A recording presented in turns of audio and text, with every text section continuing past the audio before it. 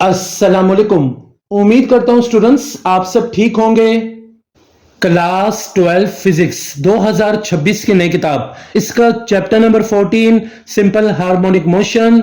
इस वीडियो में स्टूडेंट्स आपके लिए मैं सॉल्व करूंगा इस चैप्टर के न्यूमेरिकल प्रॉब्लम्स को और आपको मैं समझाऊंगा भी। चैप्टर नंबर 13 के न्यूमेरिकल प्रॉब्लम्स में मैं पहले से वीडियो अपलोड कर चुका हूं। प्लेलिस्ट में आपको वीडियो मिल जाएगी, आप उस वीडियो को भी जाकर जरूर देखें, आपको बहुत ही फायदा होगा। वीडियो स्टार्ट करने से पहले मेरी आपसे रिक्वेस्ट है, अगर आपने मेरा चैनल अभी तक सब्सक्राइब नहीं किया तो जल्दी से मेरे चैनल को सब्सक्राइब कर लें, वीडियो को लाइक कर लें। तो स्टूडेंट्स जैसा कि आप देख सकते हैं इस चैप्टर के टोटल 6 न्यूमेरिकल प्रॉब्लम्स हैं। तो चलते हैं पहले न्यूमेरिकल प्रॉब्लम की तरफ। 14.1 a body is executing SHM of amplitude 0.05 metre and frequency 10 hertz, find the value of a acceleration b velocity. अब आपको मैं उर्दू में समझाता हूं कि सवाल में आपको क्या गिवन है, क्या आपने फाइंड करना है। तो बहुत ही इंपॉर्टेंट सवाल है, आपने ध्यान से सुनना है और देखना है। A body is executing simple harmonic motion, एक बॉडी सिंपल हार्मोनिक मोशन को परफॉर्म कर रही है। स्टूडेंट्स हमने चैप्टर के अंदर बेसिकली दो ऑब्जेक्ट्स, दो बॉडीज की मोशन को सिंपल हार्मोनिक मोशन प्रूफ किया हुआ है, एक हॉरिजॉन्टल मास स्प्रिंग और दूसरा सिंपल पेंडुलम। तो हम दोनों में से एक बना लेते हैं ताकि सवाल समझने में हमें आसानी हो। तो डायग्राम की मदद से अब आपको मैं सवाल समझाऊंगा, आपने ध्यान से देखना है और सुनना है। देखिए लेट करें, ये एक हॉरिजॉन्टल सरफेस है और ये स्पॉट है, यहां पर हमने स्प्रिंग को एक किनारे अटैच कर दिया है और स्प्रिंग की दूसरी साइड के साथ हमने एक मास को अटैच कर दिया है। तो प्यारे बच्चों आप जानते हैं कि ये इसकी मेन पोजीशन है और यहां पर वो रेस्ट पर है। और आप क्या करें, इस मास को फोर्स लगाएं, इसको मेन पोजीशन से कुछ दूर ले जाएं, लेट करें, यहां ले जाकर जिसको हम एक्सट्रीम पोजीशन का नाम देते हैं, यहां पे ले जाकर छोड़ेंगे तो ये जो मास है इस तरह से रिस्टोरिंग फोर्स की वजह से वाइब्रेट करना स्टार्ट हो जाएगा और इसकी मोशन को हम सिंपल हार्मोनिक मोशन का नाम देते हैं। तो अब आप समझिएगा सेम चीज है जो सवाल में बताया गया है कि एक body simple harmonic motion perform कर रही है। तो स्टूडेंट्स मैं सवाल अब फिर से पढ़ता हूं और आपको बताता हूं कि डाटा में हमें क्या गिवन है, क्या हमने लिखना है। A body is executing simple harmonic motion of amplitude 0.05 metre and frequency 10 hertz. Given data की पहले हम हेडिंग बनाएंगे। तो स्टूडेंट्स हमने एम्पलीट्यूड हमें गिवन है, इसे हम x नॉट से डिनोट करेंगे। 0.05 मीटर ये गिवन है। Frequency f is equal to 10 metre ये भी हमें गिवन है। एम्पलीट्यूड एंड फ्रीक्वेंसी की वैल्यू हमें सवाल में दे दी गई है। और अब आपको समझाता हूं मैं कि फ्रीक्वेंसी और एम्पलीट्यूड होती क्या है। आप जानते हैं कि मेन पोजीशन से एक्सट्रीम पोजीशन तक का ये जो डिस्टेंस है मैक्सिमम डिस्टेंस कहलाता है इसे, और हम इसे एम्पलीट्यूड कहते हैं और इसे हम x नॉट से डिनोट करते हैं। और सवाल में इसकी वैल्यू है एम्पलीट्यूड की x naught is equal to 0.05 metre और फ्रीक्वेंसी को हम स्मॉल f से लिखेंगे और ये है 10 हर्ट्ज। फ्रीक्वेंसी का मतलब है एक बॉडी जो एक सेकंड में कितनी वाइब्रेशंस कंप्लीट करेगी वो फ्रीक्वेंसी होता है। सवाल में फ्रीक्वेंसी हमें 10 हर्ट्ज दी गई है, 10 हर्ट्ज दी गई है, तो इसका मतलब एक सेकंड्स में 10 वाइब्रेशंस कंप्लीट कर रहा है। इस सवाल में हमने फाइंड करना है ए एक्सेलरेशन बी वेलोसिटी। तो टू फाइंड की हेडिंग हम बनाएंगे, हमने लिखना है एक्सेलरेशन ए मैक्सिमम और ये हमने फाइंड करना है बी, हमने फाइंड करना है वेलोसिटी और इसको हम लिखेंगे वी मैक्सिमम और ये भी हमने फाइंड करना है। फाइंड सवाल में हमने एक्सेलरेशन और वेलोसिटी को करना है। एक्सेलरेशन को हम स्मॉल ए से लिखेंगे और वेलोसिटी को हम स्मॉल वी से लिखेंगे। मगर सबसे इंपॉर्टेंट बात आपको मैं बताता चलूं स्टूडेंट्स के जिस डिस्टेंस के लिहाज से हमने एक्सेलरेशन और वेलोसिटी फाइंड करनी है वो बेसिकली डिस्टेंस एम्पलीट्यूड है, मैक्सिमम है। और आप जानते हैं डिस्टेंस मैक्सिमम होता है, एक्सेलरेशन भी मैक्सिमम होता है और वेलोसिटी भी मैक्सिमम होता है। तो लिहाजा एक्सेलरेशन और वेलोसिटी के साथ हम मैक्सिमम लिखेंगे। इसके बाद हमने स्टूडेंट्स हेडिंग बनानी फॉर्मूलाज यूजिंग की कि वो फॉर्मूले जिनकी मदद से ये सवाल सॉल्व होगा और आपका बुक वाला आंसर आएगा वो है एंगुलर फ्रीक्वेंसी, जिसको हम लिखते हैं, ये निशान आपको नजर आ रही है, ओमेगा का है। Omega is equal to 2 pi f. और इसके अलावा ये फॉर्मूला इस्तेमाल होगा मैक्सिमम एक्सेलरेशन का, a maximum is equal to x naught omega square. और दूसरा मैक्सिमम वेलोसिटी का फॉर्मूला इस्तेमाल होगा v maximum is equal to x naught omega. Solution की तरफ चलते हैं। सबसे पहले हमें ओमेगा की वैल्यू फाइंड करनी होगी, फिर ही जाकर हम एक्सेलरेशन और वेलोसिटी की वैल्यू फाइंड कर सकेंगे। Angular frequency is given as omega is equal to 2 pi f. इसमें वैल्यूज को हम पुट कर देंगे 2 मल्टीप्लाई बाय 3.14 मल्टीप्लाई बाय 10। तो ओमेगा की फाइनल हमारे पास जो वैल्यू आ जाएगी 62.8 रेडियन पर सेकंड। सेकेंड। इसके बाद अब हम फाइंड करते हैं एक्सेलरेशन को। तो एक्सेलरेशन का फॉर्मूला मैंने आपको अभी ऊपर बता दिया, a maximum is equal to x naught omega square. इसमें हम वैल्यूज को पुट कर देंगे 0.05 मल्टीप्लाई बाय 62.8 का स्क्वायर। तो इसको हम जब मल्टीप्लाई करेंगे स्क्वायर और जब स्क्वायर निकालेंगे तो फाइनल आपका आंसर आ जाएगा एक्सेलरेशन का, a maximum is equal to 197 metre पर सेकेंड स्क्वायर। तो अब हम वेलोसिटी को फाइंड करते हैं। तो वेलोसिटी के लिए फॉर्मूला में यूज करना है v maximum is equal to x naught omega. इसमें हम जब वैल्यूज को पुट करेंगे तो आपने कुछ इस तरह लिख देना 0.05 मल्टीप्लाई बाय 62.8। तो जो मैक्सिमम वेलोसिटी है उसका आंसर आपका आ जाएगा 3.13 मीटर पर सेकेंड। दूसरा सवाल है 14.2 a mass of 0.5 kg suspended from a spring. The spring is stretched 0.098 meter. Find the period of oscillation of mass when it is given a small displacement. और आपने फाइंड करना frequency of oscillation of spring। Urdu में आपको मैं समझाता हूं कि सवाल में क्या गिवन है, क्या चीज आपने फाइंड करनी है, तो आपने ध्यान से देखना और सुनना है। A mass of 0.5 kg suspended from a spring, यानी हमने एक मास को लटकाया हुआ है डायग्राम की मदद से। अब आपको स्टूडेंट्स मैं ये सवाल समझाता हूं, जैसे पहला सवाल मैंने आपको समझाया था ताकि आपको समझने में आसानी हो, तो आप डायग्राम को ध्यान से देखें और सुने। लेट करें कि मेरे पास एक स्पॉट है, छत है, जिससे मैंने एक स्प्रिंग को फिक्स किया हुआ है। स्प्रिंग के नीचे मास को सस्पेंड किया हुआ है, हैंग किया हुआ है, और ये मास 0.5 kg है। फिर सवाल में बताया गया है कि स्प्रिंग इज स्ट्रेच्ड, स्प्रिंग यहां पे रेस्ट पे है, आपने स्प्रिंग को थोड़ा नीचे की जानिब खींचा। लेट करें आप स्प्रिंग को खींचकर थोड़ा सा नीचे ले आए हैं और यहां तक ले आए हैं और यहां पे इसको लाकर आपने इसे छोड़ दिया। तो ये जो आपने इसे नीचे लाकर लेकर आए हैं, इस डिस्टेंस को आपने x का नाम दे दिया है। और ये जो स्प्रिंग हमने स्ट्रेच किया है, कितने डिस्टेंस तक स्ट्रेच किया है, 0.098 मीटर। तो इसको हम बोलते हैं एक्सटेंशन और इसे हम x से डिनोट करते हैं। मास दे दिया है और इसको नीचे लाकर छोड़ दिया है, वो दे दिया है। आप जानते हैं जैसे हम स्प्रिंग को नीचे से छोड़ेंगे तो ये वाइब्रेट करना स्टार्ट कर देगा। आगे सवाल में बताया गया है कि find the period of oscillation of mass when it is given a small displacement.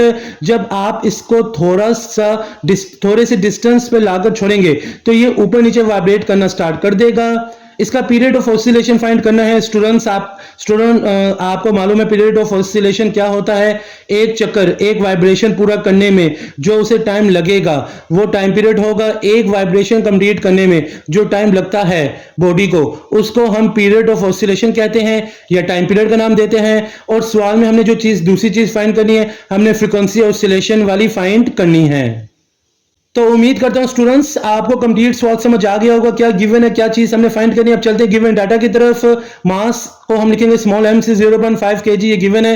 Extension को मैंने आपको पहले बता दिया, हम इसे x से डिनोट करेंगे, स्मॉल x से, और इसकी वैल्यू गिवन है 0.098 metre. Acceleration due to gravity, इसकी वैल्यू हमें मालूम है, g is equal to 9.8 metre पर सेकंड स्क्वायर। अब हमने टू फाइंड की अगली हेडिंग बनानी है और हमने फाइंड क्या करना है, time period capital T, frequency small f, हमने ये भी फाइंड करना है। इसके बाद हमने स्टूडेंट्स हेडिंग बनानी फॉर्मूलास यूजिंग की। तो पहला फॉर्मूला इस्तेमाल होगा time period of mass spring system, T is equal to 2 pi under root m over k। फिर इसके बाद हमने दूसरा फॉर्मूला इस्तेमाल करना frequency is equal to small f is equal to 1 over t। अगर हम पहले फॉर्मूले को तो time period of mass spring system को, तो इसमें हमारे पास पाई की वैल्यू है, हमारे पास m की वैल्यू है, k की वैल्यू हमारे पास नहीं है। तो सबसे पहले सोल्यूशन में हमें k फाइंड करना होगा, फिर जाकर हम टाइम पीरियड को निकाल सकेंगे। जब टाइम पीरियड की वैल्यू आ जाएगी तो ऑटोमेटिकली फ्रीक्वेंसी की भी वैल्यू हम आसानी से निकाल सकेंगे। इसके बाद आपने स्टूडेंट्स सॉल्यूशन की हेडिंग बना देनी और आप लिख देना अकॉर्डिंग टू हुक्स लॉ।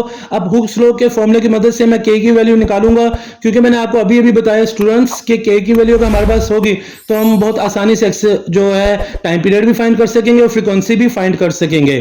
तो जैसे कि आप ये देख सकते हैं according to Hooke's law f is equal to kx। अब आपके ज़हन में ये सवाल होगा कि हुक्स लॉ का तो फॉर्मूला होता है f is equal to minus kx। Minus का साइन मैंने क्यों नहीं यूज किया, तो माइनस का साइन मैंने इसलिए यूज नहीं किया क्योंकि वो रिस्टोरिंग फोर्स की डायरेक्शन बताता है। हमें डायरेक्शन नहीं चाहिए, हमें वैल्यू चाहिए, मैग्नीट्यूड चाहिए, इसलिए मैंने माइनस के साइन को यूज नहीं किया। तो मैं लिख दूंगा अब f is equal to kx। और हम ये भी जानते हैं कि f is equal to ma लेकिन यहां पे एक्सेलरेशन g है, चूंकि मास नीचे की जानिब हैंग हो रहा है तो उसका एक्सेलरेशन ग्रेविटेशन एक्सेलरेशन होगा। तो F यानी फोर्स जो है जो इस पे लग रही है वो नीचे की जानिब होगी, उसके वेट के इक्वल है जो कि mg होता है। तो F की जगह आपने mg पुट कर देंगे तो यहाँ F is equal to k x और F is equal to m g का फॉर्मूला है, हम लिख देंगे यहाँ F की जगह m g is equal to k x, यहाँ से हम K की वैल्यू निकालेंगे K is equal to m g over x, इसमें हम वैल्यूज को पुट कर देंगे 0.5 मल्टीप्लाई बाय 9.8 डिवाइड बाय 0.098। इसको जब मजीद हम सोल्व करेंगे तो जो K की वैल्यू आपके पास आ जाएगी 4.9 ओवर 0.098, तो K की फाइनल वैल्यू आपके पास आ जाएगी 50। तो अब हम चलते हैं मेन जो हमने फाइंड करना है, टाइम पीरियड फाइंड करना है। तो टाइम पीरियड की हेडिंग हम बना देंगे, ये फॉर्मूला हमने यूज करना है using t is equal to 2 pi root m over k।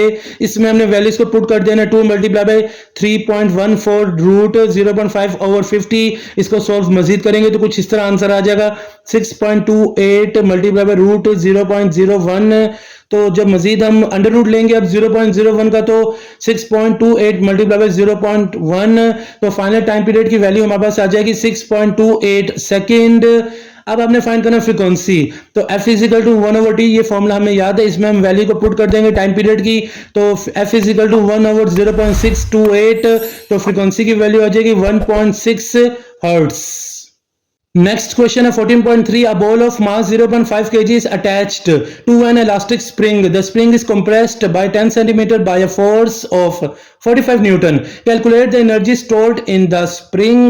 What will be the maximum velocity of the ball if the compressing force is suddenly removed? तो काफी इंपॉर्टेंट सवाल है स्टूडेंट्स, आपने ध्यान से देखना है और सुनना है, फिर जाकर आपको सवाल समझ आएगा। अब आपको मैं उर्दू में समझाता हूं कि सवाल में क्या गिवन है और क्या हमें चीज फाइंड करनी है।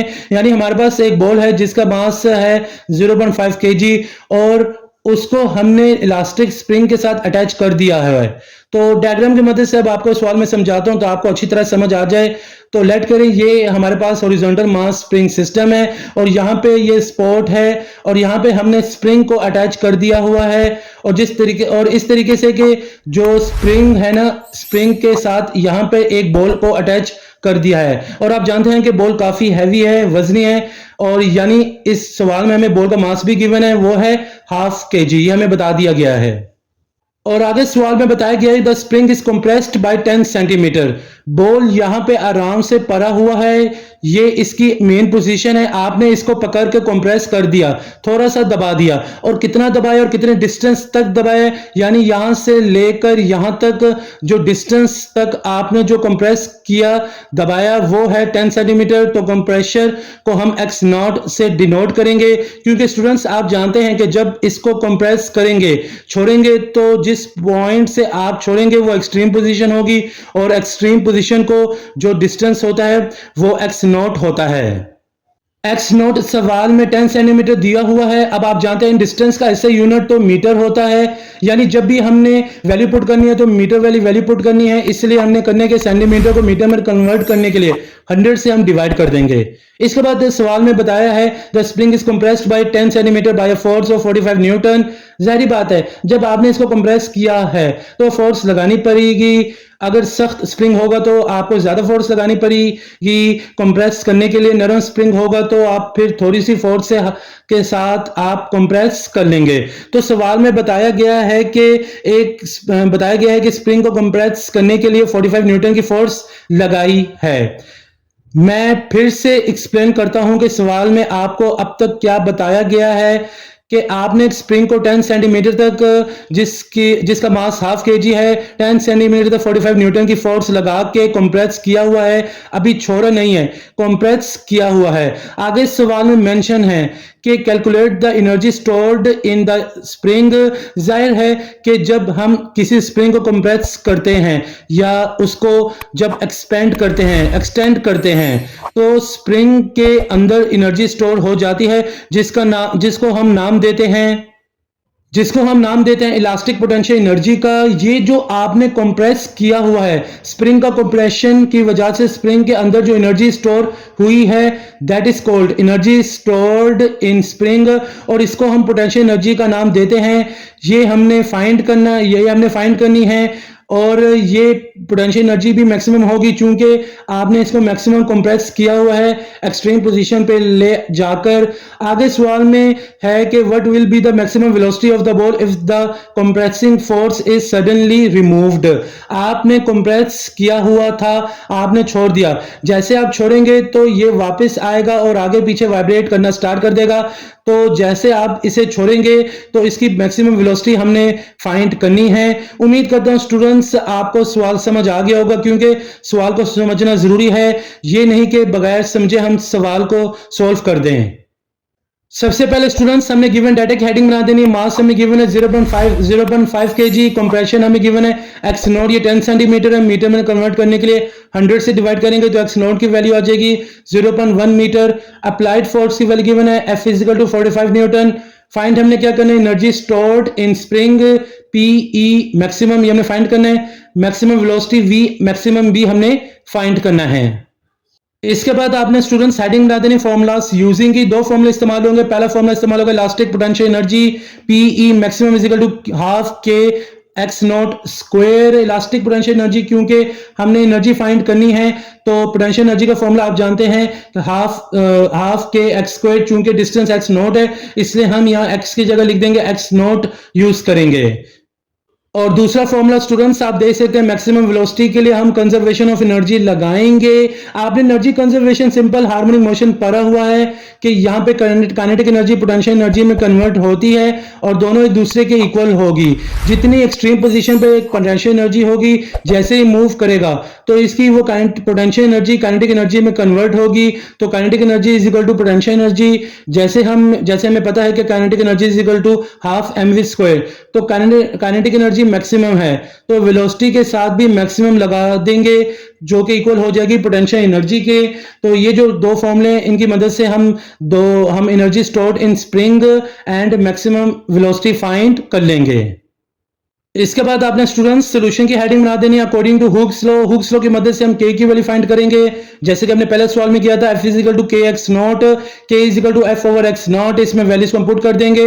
K = 45/0.1 तो K की वैल्यू आ जाएगी 450। अब हमने फाइंड करना है एनर्जी स्टोर्ड इन स्प्रिंग, तो इसके लिए हमने फॉर्मूला यूज करना है P potential energy maximum = ½ K x not square. इसमें वैल्यूज हम पुट कर देंगे हाफ 450 × 0.1 का स्क्वायर। तो कुछ इस मजीद सॉल्व करेंगे तो कुछ इस तरह आ जाएगा 225 × 0.01। तो फाइनल जो आंसर आ जाएगा आपका energy stored in spring potential energy जो होगा उसके आंसर आ जाएगा 2.25 जूल। इसके बाद आपने मैक्सिमम वेलोसिटी की हेडिंग बना देनी है according to law of conservation of energy KE maximum = PE maximum, K ½ mv maximum square = PE maximum.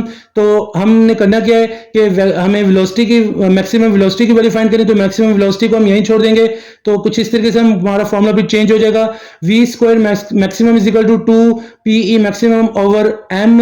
तो अब हमने इसमें वैल्यूज को पुट कर देना 2 × 2.25 ओवर 0.5। मजीद सॉल्व करेंगे तो V² मैक्सिमम = 9 हो जाएगा taking square root on both sides. तो V मैक्सिमम स्क्वायर का जो स्क्वायर है रूट को काट देगा और 9 का जो अंडर रूट होता है वो होता है 3। तो जो मैक्सिमम वेलोसिटी का आपका आंसर आ जाएगा वो 3 मीटर पर सेकंड होगा। नेक्स्ट न्यूमेरिकल है 14.4 and 8.0 kg body executes SHM with amplitude 30 centimeter. The storing force is 60 Newton when the displacement is 30 centimeter. Find time period, acceleration, speed, kinetic energy and potential energy when displacement is 12 centimeter. तो उर्दू में समझाता हूं सवाल आपको students के सवाल में बताया क्या गया, तो आपने ध्यान से सुनना है और देखना है। यानी हमारे पास एक बॉडी है और उसका मास की वैल्यू 8.0 kg है और वो वाइब्रेट कर रहा है यानी SHM को परफॉर्म कर रहा है। और इस बॉडी को मेन पोजीशन से एक्सट्रीम पोजीशन तक का जो डिस्टेंस है जब वो वाइब्रेट कर रहा है जिसको हम एम्पलीट्यूड कहते हैं वो 30 सेंटीमीटर है। तो यहां पे आप हॉरिजॉन्टल मास स्प्रिंग सिस्टम को भी लेट कर लें। तो हमारे पास मास की वैल्यू सवाल में हमें दे दी गई है 8.0 kg और एम्पलीट्यूड की वैल्यू भी दी गई है सवाल में और एम्पलीट्यूड को हम x नोट से डिनोट करते हैं और इसकी वैल्यू है 30 सेंटीमीटर। इसके बाद सवाल में बताया है कि जब डिस्प्लेसमेंट या एम्पलीट्यूड 30 सेंटीमीटर था तब रिस्टोरिंग फोर्स 60 न्यूटन है। स्टूडेंट्स, आप जानते हैं कि विदाउट रिस्टोरिंग फोर्स कोई भी ऑब्जेक्ट वाइब्रेट नहीं कर सकता। वो रिस्टोरिंग फोर्स ही होती है जब आप बॉडी को एक्सट्रीम पोजीशन पे ले जाकर छोड़ते हैं तो रिस्टोरिंग फोर्स उसको वापस मेन पोजीशन की तरफ पुल करता है। तो सवाल में है कि जब एम्पलीट्यूड या डिस्प्लेसमेंट 30 सेंटीमीटर था यानी एक्सट्रीम पोजीशन पे, तब रिस्टोरिंग फोर्स 16 न्यूटन थी। अब आप देख सकते हैं कि ये वही डिस्प्लेसमेंट है 30 सेंटीमीटर, तो इसको लिखने की जरूरत नहीं है डाटा में जब आप एम्पलीट्यूड की वैल्यू लिखेंगे। गिवन डाटा की तरफ चलते हैं। तो आपने गिवन डाटा की हेडिंग डाल लेनी, mass of a body m से हम इसे डिनोट करेंगे 8.0 kg। ये हमें गिवन है। एम्पलीट्यूड एक्स नोट से हम इसे डिनोट करते हैं। ये 30 सेंटीमीटर है, मीटर में कन्वर्ट करने के लिए 100 से डिवाइड कर देंगे तो एक्स नोट की वैल्यू हो जाएगी 0.3 मीटर। रिस्टोरिंग फोर्स को हम लिखेंगे एफ आर, इसकी वैल्यू गिवन है 60 न्यूटन। इसके बाद आपने स्टूडेंट्स हेडिंग बना देनी टू फाइंड की। तो फाइंड हमने करना time period capital T, acceleration small a, speed capital V, kinetic energy K E, potential energy P E. तो स्टूडेंट्स आपने ध्यान से देखना और सुनना है। सबसे पहले हमने फाइंड करना है टाइम पीरियड को, यानी वो जो ऑब्जेक्ट है उसका एक वाइब्रेशन को पूरा करने में कितना टाइम लग रहा है वो फाइंड करेंगे। फिर इसके बाद हमने फाइंड करना एक्सेलरेशन को, स्पीड को, काइनेटिक एनर्जी को, पोटेंशियल एनर्जी को। ये चारों चीजें जो है आपने फाइंड करनी है, मगर एक शर्त है, तब आपने डिस्प्लेसमेंट जो 12 सेंटीमीटर पुट करना होगा। और यहां जो 12 सेंटीमीटर आपको दिया गया डिस्प्लेसमेंट, इसे हम मीटर में कन्वर्ट करने के लिए 100 से डिवाइड कर देंगे तो डिस्प्लेसमेंट की वैल्यू आ जाएगी x is equal to 0.12 metre.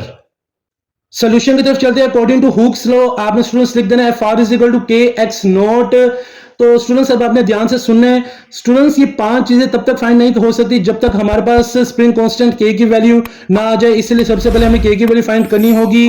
According to Hooke's law f r is equal to k x, यहां मैंने माइनस का साइन यूज नहीं किया क्योंकि हमने वैल्यूज फाइंड करनी है। माइनस स्प्रिंग रिस्टोरिंग फोर्स की डायरेक्शन बताता है, डायरेक्शन से हमारा इस न्यूमेरिकल प्रॉब्लम में कोई मतलब नहीं है, सिर्फ हम इसलिए हमने माइनस साइन यूज नहीं करेंगे। तो इसलिए मैंने सवाल में लिख दिया according to Hooke's law f r is equal to k x naught. यहां से हम के की वैल्यू निकालेंगे, k is equal to f r over x naught. इसमें हम वैल्यूज को जब पुट कर देंगे तो के इज इक्वल टू 60 ओवर 0.3, तो आपके पास के की वैल्यू आ जाएगी 200।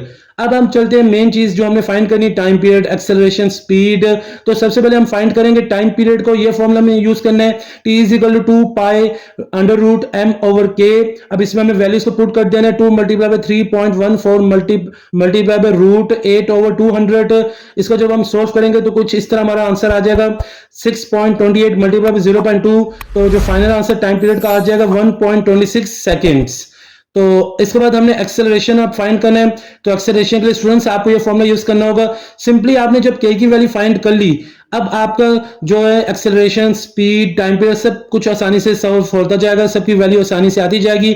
तो एक्सेलरेशन के लिए फॉर्मूला आपने यूज करना है ए इज इक्वल टू के ओवर एम और मल्टीप्लाई बाय एक्स। तो इसको जब इसमें वैल्यूज को पुट कर देंगे 200 ओवर 8 मल्टीप्लाई बाय 0.12, तो एक्सेलरेशन ए की वैल्यू आ जाएगी 3 मीटर पर सेकंड स्क्वायर।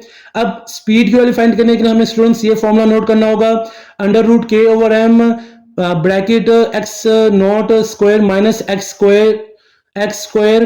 तो इसमें जब वैल्यूज को पुट कर देंगे 200 ओवर 8 ब्रैकेट 0.3 का स्क्वायर माइनस 0.12 का स्क्वायर, तो इसको जब सोल्व करेंगे कुछ इस तरह आपका आंसर आ जाएगा, under root 25 multiply by bracket 0.0756 bracket close. तो v इसको जब मल्टीप्लाई करेंगे तो v is equal to root 1.89, तो जो फाइनल स्पीड की वैल्यू आपके पास आ जाएगी v is equal to 1.4 metre पर सेकेंड।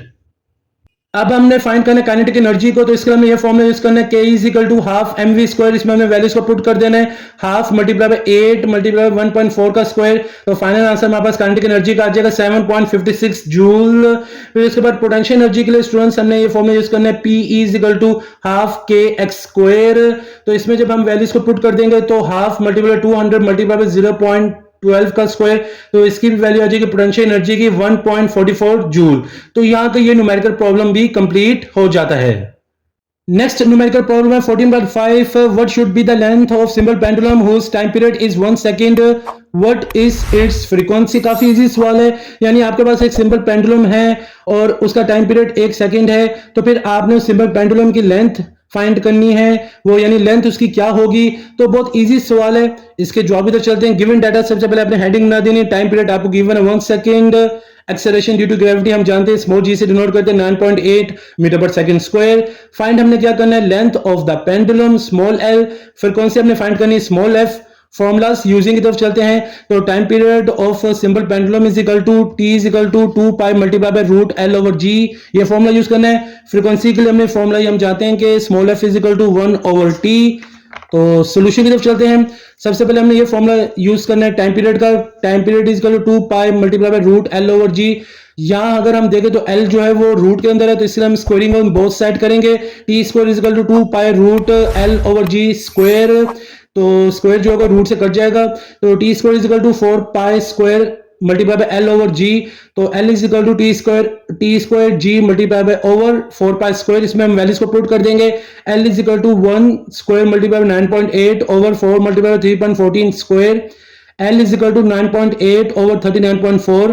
तो L is equal to 0.25 metre. इसको हम इस तरह भी लिख सकते हैं, L is equal to 25 multiply bye 10 की पावर -2 मीटर। तो 10 की पावर -2 जो होता है वो C के इक्वल होता है। तो फाइनल आंसर हमारे पास लेंथ का आ जाएगा L is equal to 25 centimetre. अब आपने फाइंड करना है फ्रीक्वेंसी को। तो फ्रीक्वेंसी के लिए हमें ये फॉर्मूला मालूम है, F is equal to 1 over T। इसमें वैल्यू को पुट कर देना है। तो F is equal to 1 over 1। तो इसकी वैल्यू हमारे पास आ जाएगी फ्रीक्वेंसी की 1 हर्ट्ज। लास्ट न्यूमेरिकल प्रॉब्लम है 14.6। A block of mass 5 kg is dropped from a height of 0.8 meter onto a spring of spring constant 1960 Newton per meter. Find the displacement through which the spring will be compressed। तो काफी important सवाल है students. Urdu में समझाता हूं कि सवाल में क्या गिवन है, क्या हमें फाइंड करना है। आपने ध्यान से देखना है और सुनना है। हमारे पास एक ब्लॉक है 5 kg, उसको हमने गिराया है, ड्रॉप किया है फ्रॉम द हाइट ऑफ 0.8, यानी 0.8 की ऊंचाई से हमने 5 kg का ब्लॉक गिरा रहे हैं। नीचे एक स्प्रिंग पड़ा हुआ है, उस पे जाकर 5 kg का ब्लॉक लगा और वो जो स्प्रिंग है उस स्प्रिंग कांस्टेंट की वैल्यू 1960 न्यूटन पर मीटर दी है हमें सवाल में। अब ये स्प्रिंग कांस्टेंट क्या होता है स्टूडेंट्स, स्प्रिंग कांस्टेंट की वैल्यू हमें बता दी है। स्प्रिंग कितना हार्ड है या कितना सॉफ्ट है। अगर स्प्रिंग कांस्टेंट की वैल्यू ज्यादा होगी, जैसे कि सवाल में हमें दी हुई है, तो इसका मतलब है वो हार्ड स्प्रिंग है। और अगर वैल्यू कम होती तो वो एक सॉफ्ट स्प्रिंग होता है। ये सवाल स्टूडेंट्स अब आपको मैं डायग्राम की मदद से समझाता हूं, आपने ध्यान से देखना है और सुनना है। लेट करें, हमारे पास जमीन है और इस पे एक स्प्रिंग पड़ा हुआ है, हार्ड स्प्रिंग है, और इसके ऊपर जमीन से 0.8 की बुलंदी से एक 5 kg का ब्लॉक वो गिराया।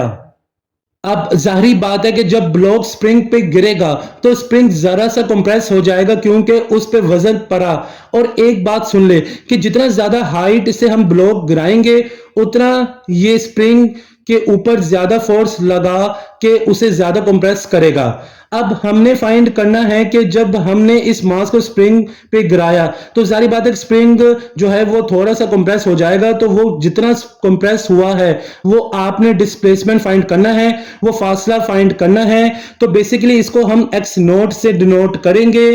तो उम्मीद करता हूं आपको सवाल समझ आ गया होगा। अब चलते हैं गिवन डाटा की तरफ। गिवन डाटा में स्टूडेंट्स आपने लिख देना मास ऑफ द ब्लॉक, इसकी वैल्यू में गिवन है, इसे हम स्मॉल m से लिखेंगे 5 kg। Height of the drop इसे हम स्मॉल h से लिखेंगे 0.8 मीटर। स्प्रिंग कांस्टेंट की वैल्यू गिवन है k 1960। विद ग्रेविटेशन एक्सेलरेशन की वैल्यू हम जानते हैं small g is equal to 9.8 metre पर सेकंड स्क्वायर। इसके बाद हमने हेडिंग बनानी टू फाइंड की मैक्सिमम डिस्टेंस हमने फाइंड करना है x नोट से हम इसे डिनोट करेंगे और हमने फाइंड करना है डिस्प्लेसमेंट को, यानी स्प्रिंग कितने डिस्टेंस डिस्प्लेसमेंट तक कंप्रेस हुआ है तो हमने फाइंड करना है और हम इसे एक्स नोट से डिनोट करेंगे। नेक्स्ट हेडिंग है फॉर्मूलास यूजिंग की law of conservation of energy, loss in gravitation, potential energy is equal to gain in elastic potential energy. ये हमने फॉर्मूला पढ़ा हुआ है, हम इस फॉर्मूले को यूज करके बुक वाला आंसर ले आएंगे। mgh is equal to half k x naught square. Solution की तरफ चलते हैं, इसी फॉर्मूले को हम यूज करेंगे using mgh is equal to half k x naught square.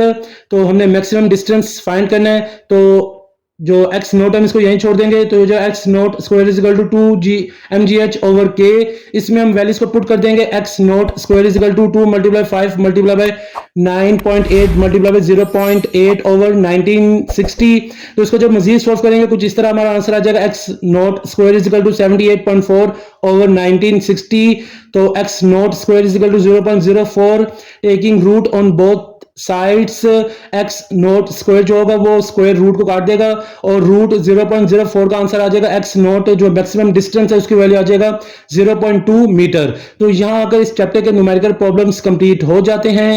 तो यहां आकर वीडियो कंप्लीट हो जाती है। उम्मीद करता हूं आपको आज की वीडियो बहुत ही पसंद आई होगी। अगर आपको आज की वीडियो पसंद आई तो आप इसे लाइक करें, शेयर करें, मेरे चैनल को जरूर सब्सक्राइब करें।